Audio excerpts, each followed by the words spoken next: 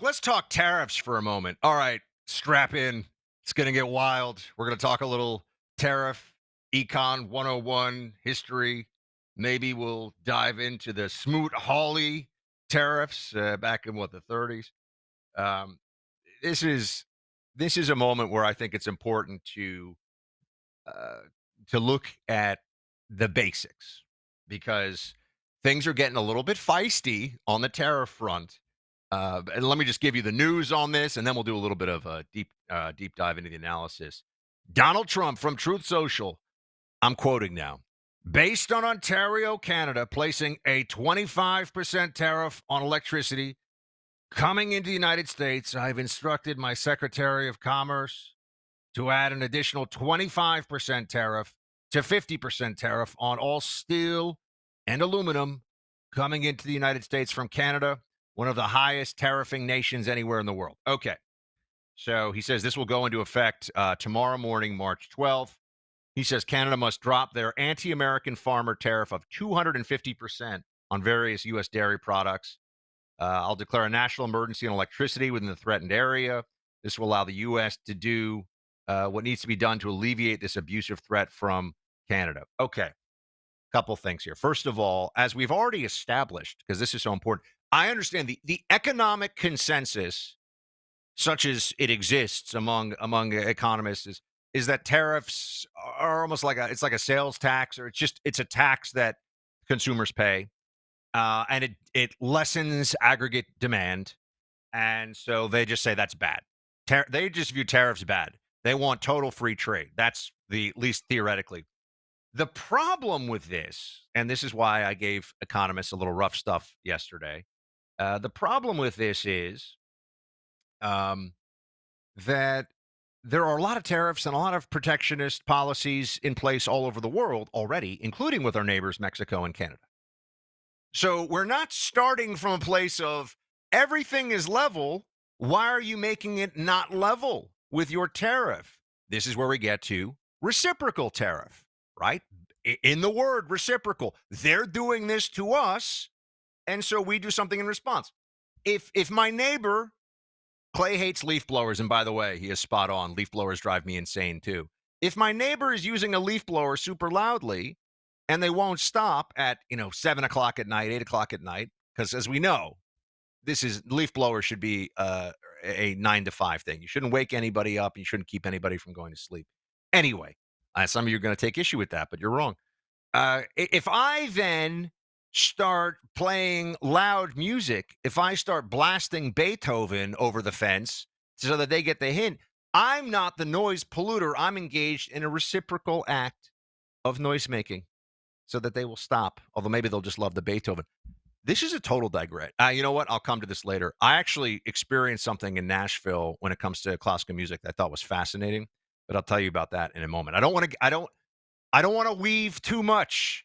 I don't want to weave too much. Trump weaves, I weave. Without Clay here, my weave can sometimes spin off into. So I'm going to get back onto tariffs. Reciprocal tariffs, meaning they are doing this to us. Why would Canada have a 250% tariff on our dairy going across the border unless there was some benefit to them? Of course, there is some benefit to your domestic producers and domestic industry. And so that's why other countries do this to us, right? I mean, we're just looking at this logically. Put aside, whether somebody is I mean, Paul Krugman is an economist who got a Nobel Prize. The guy's a moron. So, it's not like we have to just sit there and say, "Oh, whatever you say, economists." Now, you look at individual tariffs on an individual basis and you realize they are a tool. It is a tool, just like, for example, sanctions. Now that's more aggressive, but sanctions are a tool. Sometimes good, sometimes bad. Tariff, sometimes good, sometimes bad. It depends. It is case dependent, and this is what gets lost in so much of the discussion about this because people just say they have this automatic wave of the hand. Well, all the economists say. I'm like, what do all the economists really know? You got to ask that question. What have they gotten right about the economy recently? Not a whole lot. Now, there are obviously exceptions to this. We have some great economists, and we've had Art Laffer on the show and Steve Bohr on the show, and they're brilliant guys out there. But I mean, it's like the same thing with the foreign policy consensus. If you listen to the DC-based foreign policy consensus, there's not a war we shouldn't fight. There's not an invasion we shouldn't do. America is the global police, and they've been very wrong, and we've paid a heavy price for this. With the so-called economic consensus, we have been the on the receiving end of tariffs and what you could say are trade war acts for a long time, and we don't do anything in response. This is where Trump was right on the issue of China in his first term, and the DC consensus was so. But remember, I say DC consensus because a lot of Republicans, it's not just Democrats oppose Trump, period. Democrats, Trump says, hey, it's a nice day. They're like, it's a terrible day. 75 degrees and breezy is terrible. They don't care. But there are Republicans that go along with this as well. There are Republicans that just, I disagree with Trump on this issue. And they were proven wrong term on China, in my opinion. And I think in everyone's opinion, because even Biden kept a lot of the Trump China policies in place on trade. We want to get them to stop doing what they're doing. So we are then creating the threat of tariffs creates a more even playing ground for our producers and our consumers. Why should we have less access to their market than they have to ours? Ah, and this is again where it's a tool. Now we have the Premier of Ontario, Doug Ford here, talking tough about tariff fights with Trump. Play this one. Let me be clear. I will not hesitate to increase this charge. If necessary, if the United States escalates, I will not hesitate to shut the electricity off completely. Believe me when I say I do not want to do this. I feel terrible for the American people because it's not the American people who started this trade war. It's one person who's responsible. That's President Trump. I'd rather be working together. I want to sell the U.S. more energy, more electricity, more critical minerals. I want to make Canada and the United States the richest, most successful, safest, most secure. We get it. Anyway, the point is he's throwing down with Trump. Now they're saying they're going to make our electricity costs more, specifically to Minnesota, Michigan, and New York, which get electricity across the border from Canada. So they're going to drive up energy prices on us. Trump is saying, don't worry, we're going to handle this. Here's the way to handle it. We want also things that aren't necessarily purely economic as well, which is where more so with Mexico, but also with Canada, we want border cooperation. So, see, people say, again, tariffs are a tool. Okay, will something be more expensive as a result of tariff, particularly over a relatively short period of time? Yes. But are there more important things than the cost of goods in that one sector for that period of time? This is a decision to be made, right? What is more important that we keep? I don't know, the cost of textiles brought in from Mexico. Although I think those are even brought in mostly from like Southeast Asia now. But whatever. The cost of avocados. That's what we always. Oh my gosh! If we do anything with Mexico and trade, your avocado toast is going to be, and that's always a cheap shot they take at us millennials and Gen Z with the avocado. Avocado toast is delicious, but they say your avocado is going to be so expensive. All right, if a 50% increase in the cost of avocados is something that we're willing to bear in order to get a 50% reduction in, I don't know, fentanyl seizures at the border, is that worth it? Again, it is a tool.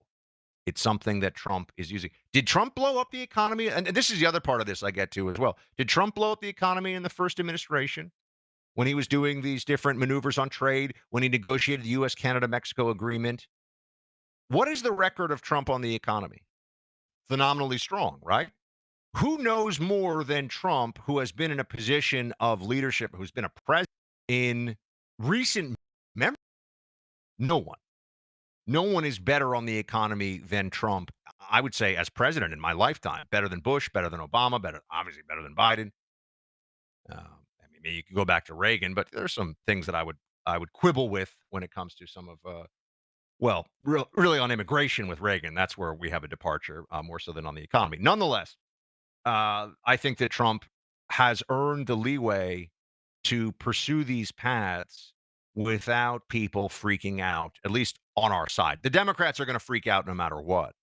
But on our side of things, it's going to be a little bit of time, and there's going to be a little bit of disruption, because to be a disruptor to the system requires some disruption.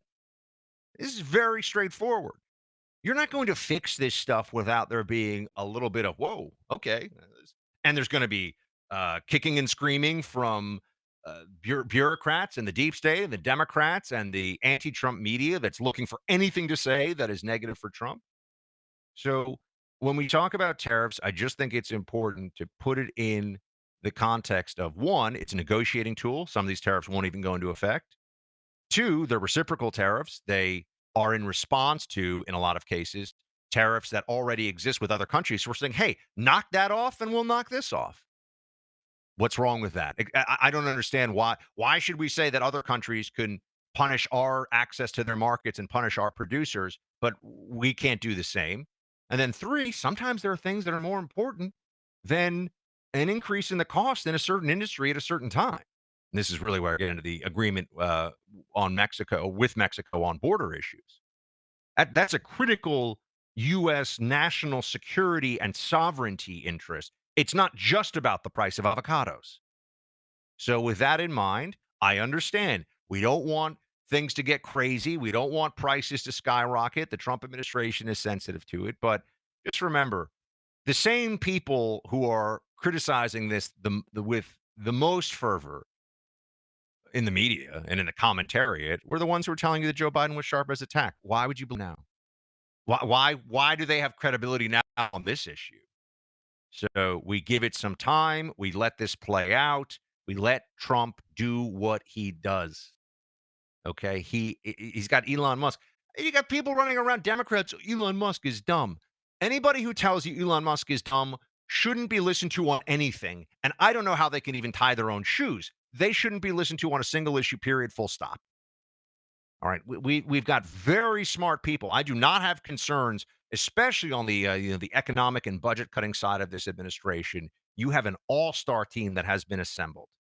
Look at the people who are criticizing it. I mean, and when I say, look, it's okay to say I disagree with this tariff or that tariff. That's fine. I mean, the ones who are saying recession, it's going to be terrible. They're trying to induce fear in people to turn them against what Trump is trying to do. This is the moment where we have to sort of steel our spines and say, "All right, let's go." We wanted this ride. We said, "Trump, I'm tall enough for the roller coaster. Let's get on the roller coaster. It's going to be fun. It's going to be great, but there are going to be some times where it's a little, whoa, we're going pretty fast." I'm just saying.